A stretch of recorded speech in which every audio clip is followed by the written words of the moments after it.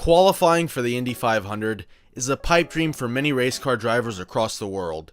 Some people have proven over the history of the race that they'll do almost anything to meet that goal. Perhaps the strangest example of this came from 1982. Ken Hamilton, a passionate short track racer from Idaho, had first tried to enter the Indy 500 in 1981 with an old O'Reilly chassis and a Chevy engine. Although the car was fast enough, mechanical troubles prevented him from qualifying.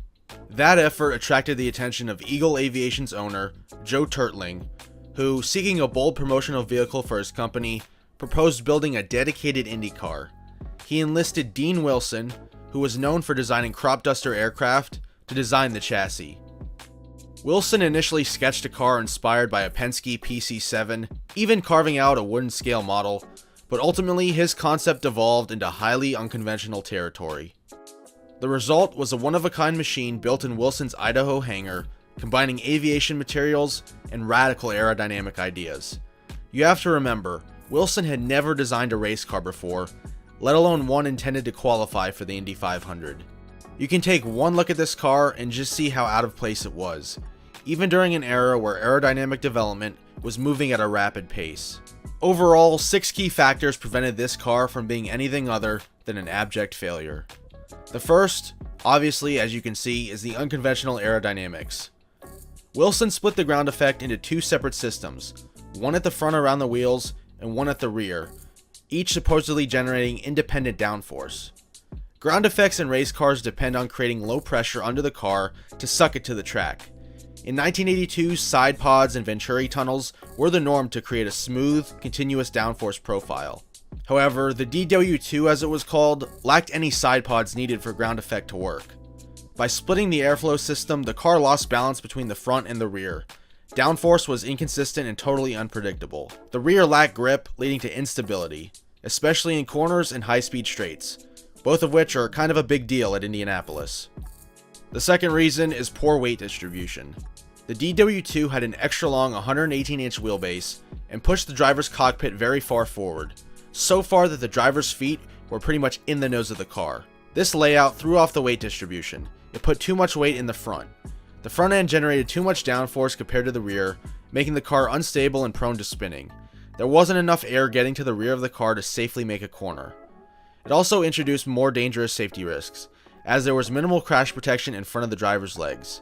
That was often a complaint of a lot of standard Indy cars throughout the 1980s and into the 1990s, but this car took that idea to a new extreme. The third problem was a total lack of proper wind tunnel testing. Dean Wilson claimed that they used a wind tunnel, but according to Davey Hamilton, Ken's son, no real testing was done. Without any sort of aerodynamic testing, there was no way to validate airflow assumptions or measure how much downforce or lift the car generated on its own.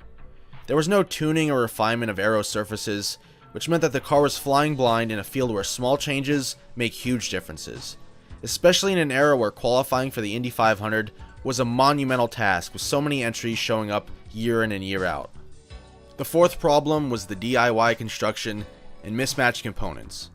Much of the car was built with aviation grade materials and techniques, and suspension parts came from Hamilton's sprint car. The engine was a small block Chevy V8, which was a cost-saving move.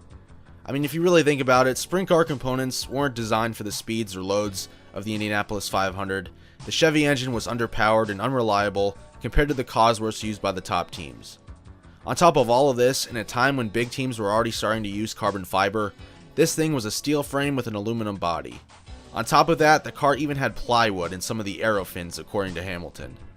Building the car in an airplane hangar without the proper tools and expertise led to a total mismatch in performance expectations. The fifth problem was that the on-track adjustments they made just made things even worse.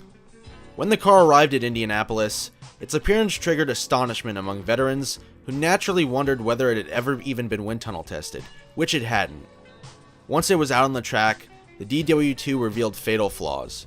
During rookie orientation, Hamilton lost control in turn 1, sliding off and nearly crashing, but he managed to keep the car out of the wall.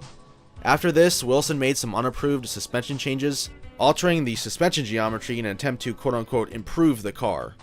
These changes made the handling even worse.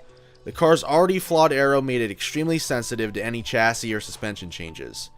Hamilton spun multiple times, once at over 190 miles an hour, which was a clear signal the car was dangerous and unpredictable.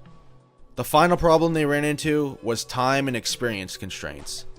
Limited development time. No prior experience in IndyCar chassis design.